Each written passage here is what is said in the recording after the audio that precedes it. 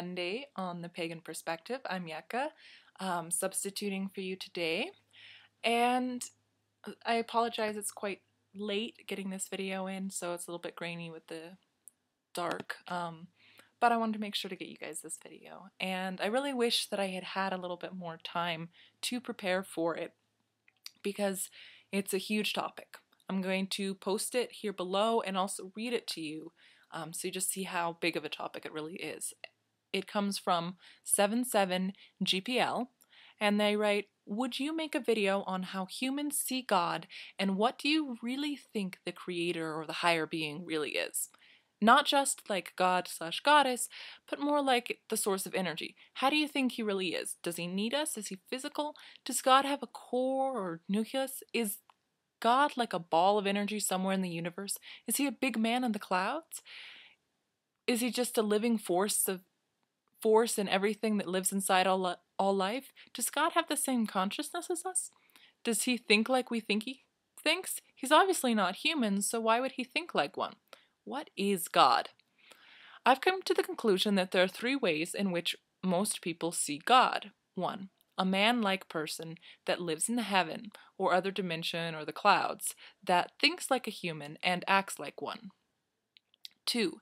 A ball or fountain of energy somewhere on the universe that has no human form and that doesn't have a consciousness of its own. It's just energy. 3. Somehow not a thing or a being, but all of them, like the avatar goddess eywa, that lives in all of us and that she has no human-like consciousness. It's just what is. It's all living things. It lives in everything and it has some type of consciousness that we cannot understand. That he/she doesn't have a nucleus. Instead, it is the nucleus of its being.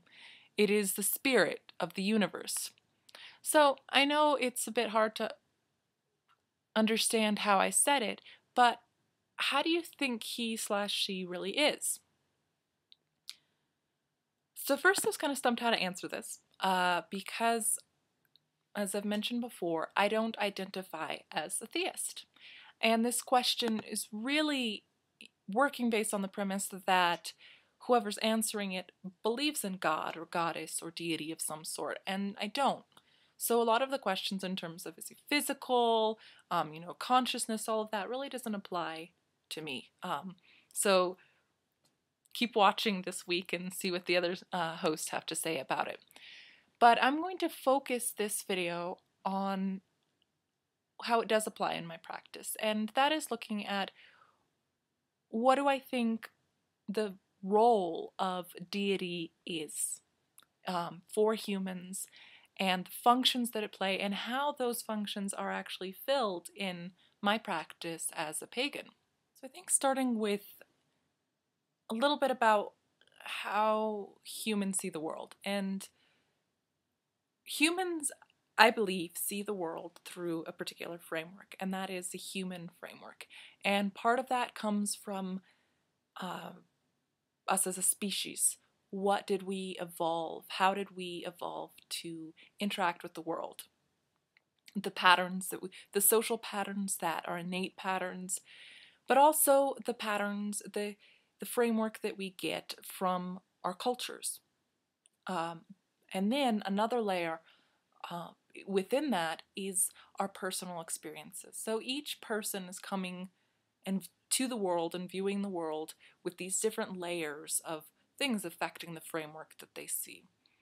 But to be really broad, to me it seems like humans think in stories. We see patterns and symbols and relationships.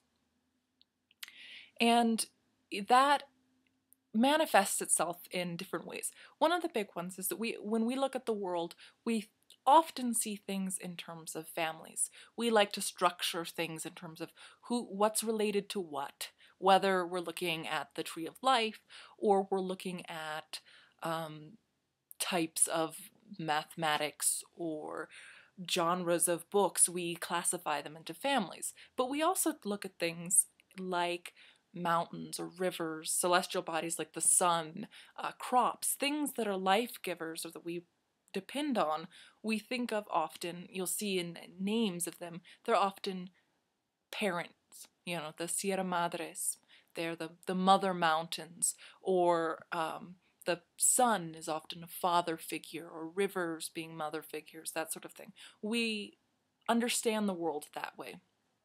We're constantly anthropomorphizing things. I mean, last time the battery died on your car, you probably had one of two strategies. You kind of begged it, like, please, please, please, come on, car, work. Like, you spoke to it like a person, right?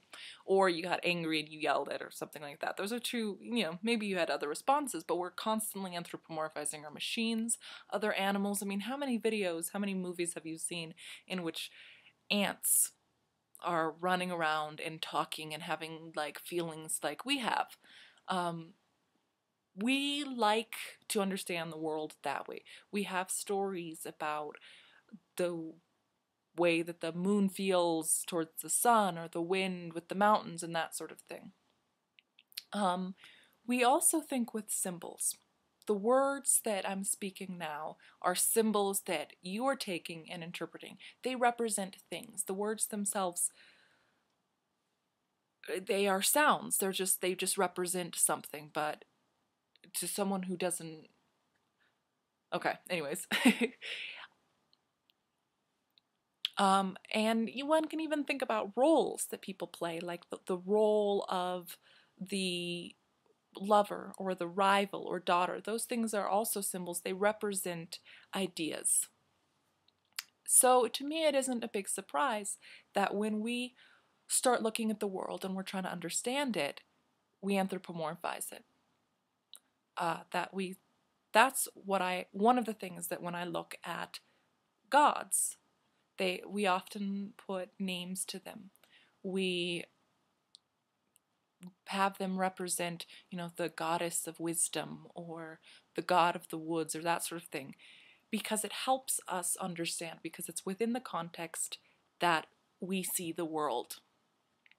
So that's one thing. So I see deities or gods as being something that humans often use to help understand the world. Now, another big thing that I think people often look to the idea of gods or deities for is the role of the protector. That's kind of going back to the parent thing, the lawgiver, the one who guides moral decisions. How do we behave? A creator, some sort of source, some sort of purpose, something to look for, to, again, understanding the world.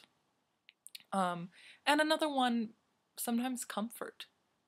I mean, we're social creatures, and having someone to talk to or to relate to is important.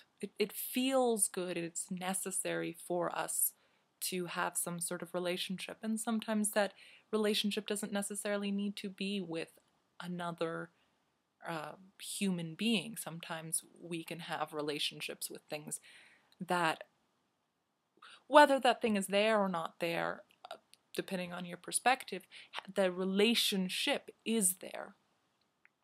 And so I guess those are two kind of different, those are two things. But the authority, which deities often have, and the companionship. And those are social roles that sometimes we don't want to give to other humans. And sometimes we can't. Sometimes we can't have that go and sit and meditate with or feel protected by other humans. So we have deities. The viewer actually talked about a few different perspectives on deities. The man-like person, or the ball or fountain of energy, and then the sort of source of all life. And what I was talking about before kind of fits more into the first category. In terms of the second one, the ball or fountain of energy, I guess that's sort of just a source thing. And the third, poetically, I really love that, And I've met a lot of people, particularly pagans, who really connect with that particular interpretation. And to a certain extent, I like it, but I don't know. uh, to me, that doesn't seem like a deity. But I know a lot of people who think of deities that or God that way. Um, so the second part of this, so I talked about what the roles or the functions I think are in terms of a way of understanding the world, having an authority of some sort for guiding our lives, and comfort. And those are things that I think if fulfilling those through a relationship with a deity works for you, that's great. By no means do I want to tell you to not have that relationship. For me, those are things that I find in different places. Um, I mean, I do definitely understand the world through a human perspective. I don't think I can get out of that. But I look for meaning in other places, in the relationships that I have with other human beings, in my studies, in the research that I'm doing, and trying to understand the mysteries of the world through experiments and science and that sort of thing. In terms of moral authority, I'd like to say that, oh, that's, I make all of my choices based on, what feels right inside of me. Well, maybe I do, but what feels right inside of me is very much influenced by how I was raised, by the species that I am, um, by the culture that I'm from, and all the experiences that I've had as a human being as I've lived my life, and also the ones that I think through and whatnot. But I guess I do have role models, which is similar to what in this case I'd say that the role of a god or deity could be. Um, but I don't assign them, in my mind, any elevated status. They're role models, they're things to be like, they're things to aspire, or people or qualities to aspire to be like. Um,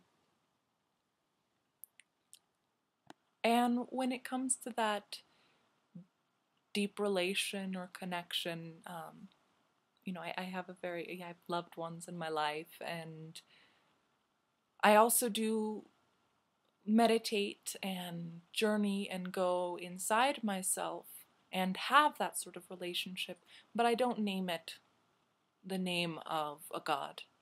Um, I think of it as aspects of myself um, that I'm connecting with.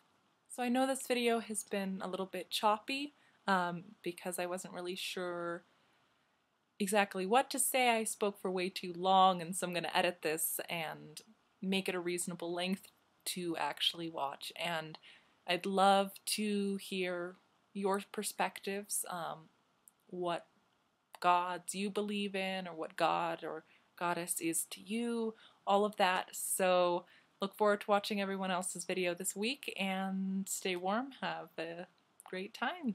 Okay.